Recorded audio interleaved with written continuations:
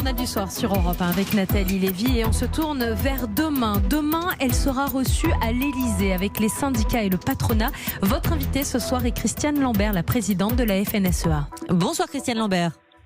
Bonsoir madame. Bienvenue, vous êtes évidemment la présidente de la FNSEA, la Fédération nationale des syndicats d'exploitants agricoles. Dans quel état d'esprit vous apprêtez-vous à rencontrer demain le président ?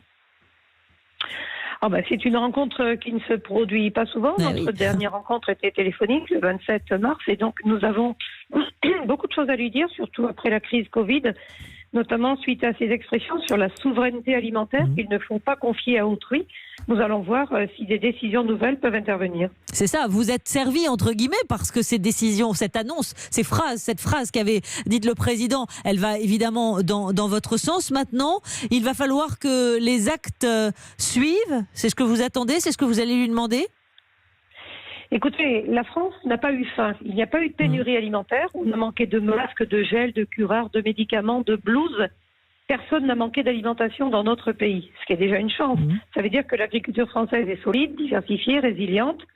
Même s'il y a eu des produits en tension, même s'il y a aujourd'hui des produits qui connaissent des crises, que n'allant plus au restaurant, les Français ne mangent plus de canard, de pavés, de rhum sec, de frites, et on a tous ces produits, moins de vin, moins de cidre, moins de bière, et on a toutes ces productions en crise. Mais ce qu'il faut poser comme sujet, c'est qu'est-ce qu'est la souveraineté alimentaire dont a parlé M. Macron ? C'est la capacité d'un pays à nourrir sa population, même en situation de crise. Nous l'avons fait. Par contre, on a aussi fait le constat que sur certains produits, on est importateur net, on est déficitaire. En fruits et légumes, par exemple, notre taux de dépendance aux importations est de 46%, si mes chiffres sont exacts. Ça veut dire qu'il va falloir investir, Christiane Lambert, dans des plantations, des serres, des vergers. Ça veut dire donc un investissement du gouvernement ? Un investissement des agriculteurs, d'abord, parce que ce sont les agriculteurs qui investissent. Cela va de soi.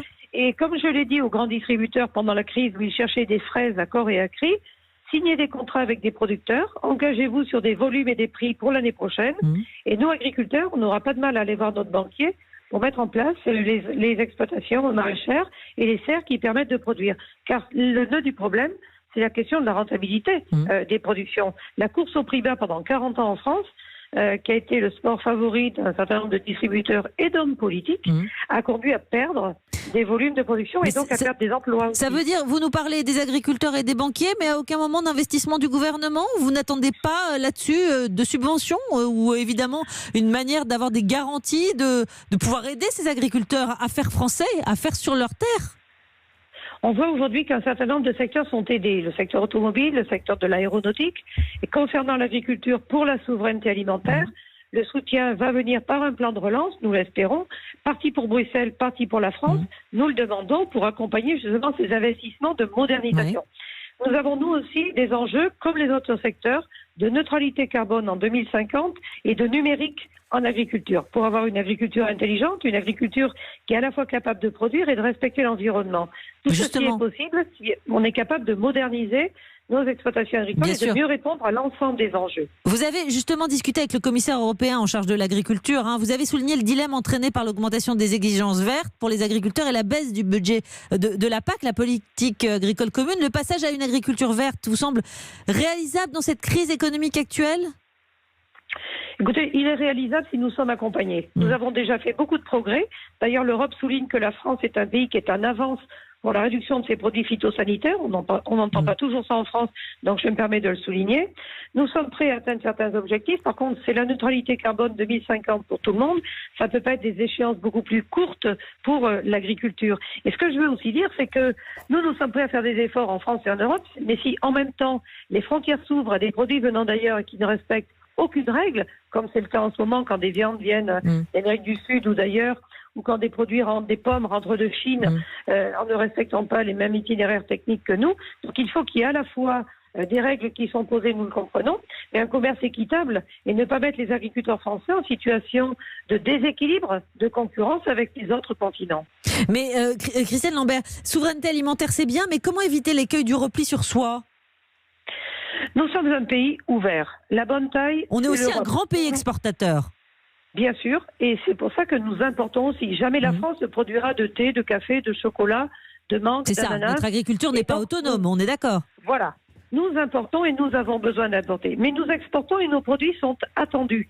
L'Égypte, par exemple, qui est un client historique de la France en matière de blé, à 85 millions d'habitants, c'est plus que la France, mais a une surface agricole cultivable qui est que de 10% de sa superficie globale. Le reste, c'est du désert. Donc on sait très bien que l'équilibre alimentaire mondial, qui évite aussi les migrations de population, des populations qui ont faim quittent leur pays.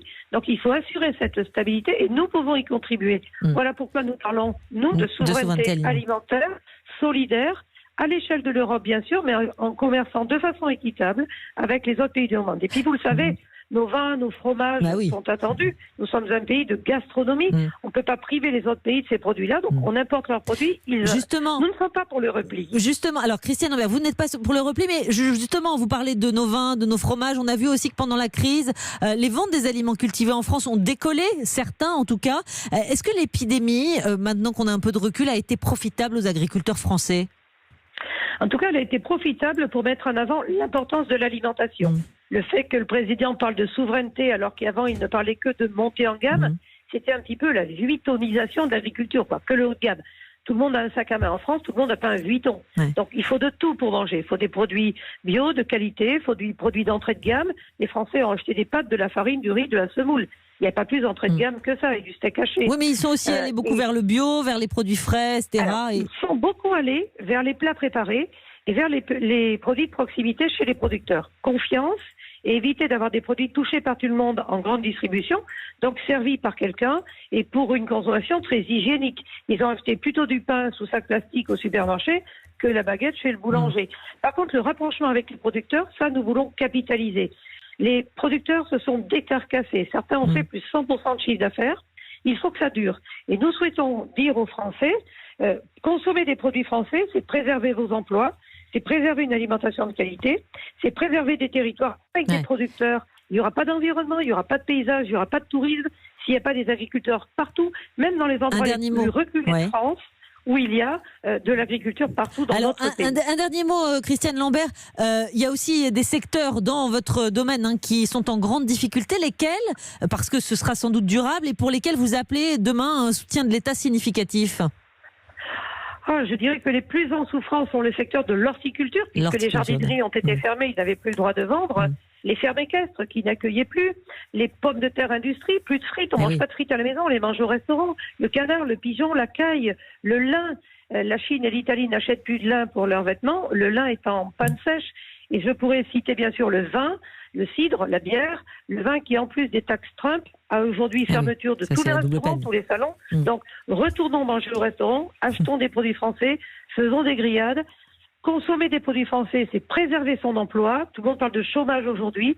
L'industrie agroalimentaire emploie, recrute, et ce sont des emplois bien ancrés dans les territoires. Voilà ce que vous direz aussi demain au président de la République, dans cette réunion autour d'Emmanuel Macron et d'Édouard Philippe. Merci beaucoup, Christiane Lambert. Merci. Merci à vous. Europe 1.